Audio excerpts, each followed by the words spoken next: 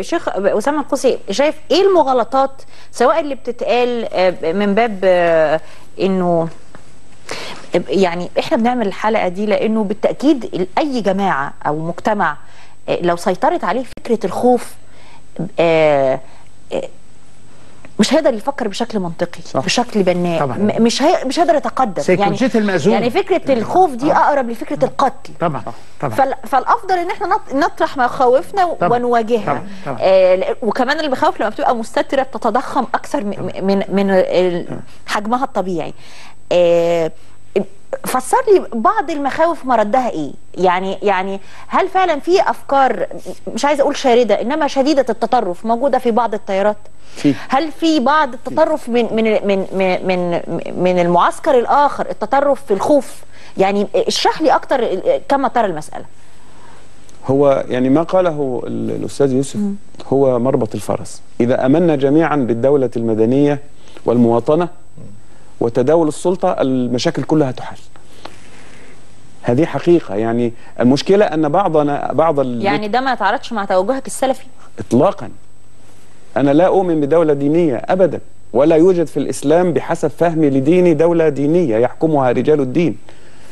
فانا لا اؤمن بهذا، ولذلك انا منتقد من السلفيين. يعني السلفيون المنظمون، لان طبعا لابد ان نعلم ان الجماعات السلفيه الموجوده في مصر هي جماعات منظمه. كم جماعه بقى؟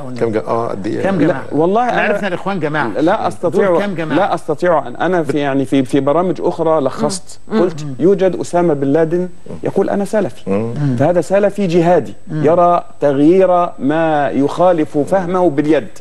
ويوجد سلفي كمحمود لطفي عامر اهدر دم الدكتور البرادعي، يعني يرى ان الرئيس هو امير المؤمنين ولا يجوز التكلم في حقه بكلمه. ويوجد سلفي زي بتاع الاسماعيليه اللي اعلن قيام الخلافه. لا ويوجد سلفي يعتقد انه افكاره تخص وحده بالضبط. يعني وهذا موجود، والحقيقه هنعرف اشبه بالانعزال بقى. لا يعني تخص وحده ولا يفرضها على احد. فانا قلت يعني نحن للاسف ظلمنا السلفيه التي هي منهج لطيف وطيب، كما ظلم الغرب الإسلام تماما. هي بنفس الطريقة. الغرب اتهم الإسلام كله بالإرهاب لأن بعض المسلمين إرهابيون، ونحن كمسلمين اتهمنا المنهج السلفي الطيب، منهج الصحابة البسيط اللطيف الواضح الجلي النظيف، بأنه متطرف.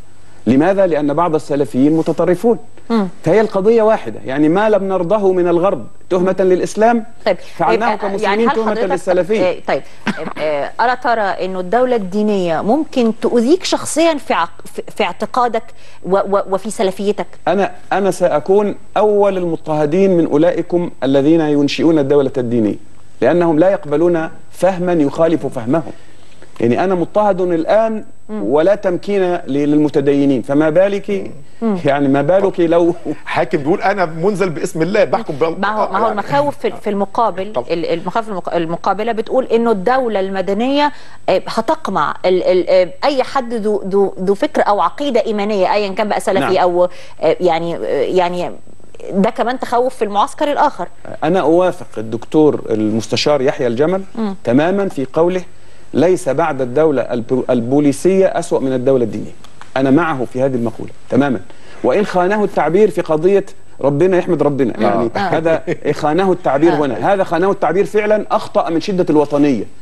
إنسان يحب بلده جدا فأخطأ في التعبير، ولما لا يوجد كيف يحمد ربنا سبحانه وتعالى. فضحك على نفسه الرجل يعني، ورجل كبير في السن ووالد وينبغي أن نحترمه. لا ينبغي أن نقف له على يعني كما يقال بالمثل المصري حبيبك تبلع له الزلط، تندغ له الزلط، وعدوك تتمنى له الغلط. يعني ما هو تمني الغلط ده بقى موجود في المعسكرين بالضبط. يعني دول بيتمنوا غلط دول ودول بيتمنوا غلط دول.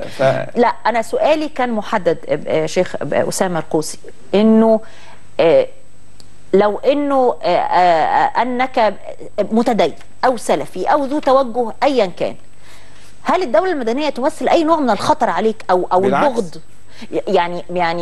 يعني هم بعضهم قد يبغض ذلك. انا عايزه اعرف ردك. انا رايي الشخصي المدني برضه، عشان هل المدني هيبقى علماني ولا المدني هيبقى المدني بمعنى لا مدني بس؟ انا بتكلم مدني بس عشان بس لا انا مش الدوله علمانيه خالص. النبي مش عايز انا افهم كرجل يعني متدين واتبنى الفهم السلفي كفكره، وليس كتنظيم. أفهم من الدولة المدنية أنها لا يحكمها العسكر، 1، ولا يحكمها رجال الدين، 2، ولا يحكمها يعني حزب واحد. لا يعني الناحية الثانية أنها دولة حداثة، دولة حداثة، أنها دولة حديثة تواكب العصر والمصر والحال.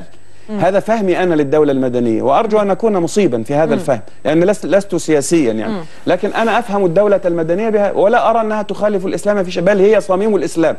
وأرى أن الدولة المدنية التي أنشأها نبينا عليه الصلاة والسلام في المدينة النبوية هي مدنية مكانا ومدنية إدارة. هذا واسما بالضبط، أنها مدينة فهي مدنية، وبالتالي هي مدنية من حيث الإدارة، لأن اليهودي الذي كان في المدينة كان يعتبر مواطنا، بينما المسلم الذي في مكة ليس مواطنا في هذه الدولة، مع أنه مسلم لكنه ليس في إطار دولتي، ليس تحت سلطاني. فيأتي هذا المسلم بعد صلح الحديبية، يأتي إلى المدينة، فالنبي الكريم عليه الصلاة والسلام يسلمه للكفار من جديد، لأن صلح الحديبية ينص على ذلك. يعني هذا مسلم نسلمه لغير المسلمين لأن الصلح، يعني إذن هذه الدولة فيها قواعد مدنية، قواعد وهناك معاهدات تحترم.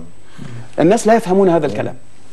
فأنا الذي أراه أن الدولة المدنية حماية للجميع، وأن المواطنة حماية للجميع، ولا مانع أن تكون هناك دوائر أحوال شخصية للمسلمين، دوائر أحوال شخصية لغير المسلمين، لأن هؤلاء عندهم خصائص في دينهم من الميراث والزواج وما إلى ذلك، وهؤلاء عندهم خصائص. ما المانع أن تكون هناك محاكم دوائر أحوال شخصية للمسلمين؟ وهذا كان موجودا في نظامنا القديم، ولكن كانت الكنيسة يعني تمارس هذا الموضوع داخل جدران الكنيسة. لا، نحن نريده في الدولة المدنية خارج جدران الكنيسة. ما المانع في هذا؟